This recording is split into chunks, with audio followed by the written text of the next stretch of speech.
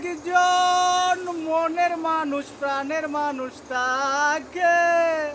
মন প্রাণ উজাড় করিয়া ভালোবাসে তারে যে যাহার ভালোবাসে কষ্ট যেন দেয় না আপন মানুষ কষ্ট দিলে মেনে নেওয়া যায় না পাথরের আঘাত থেকে হোক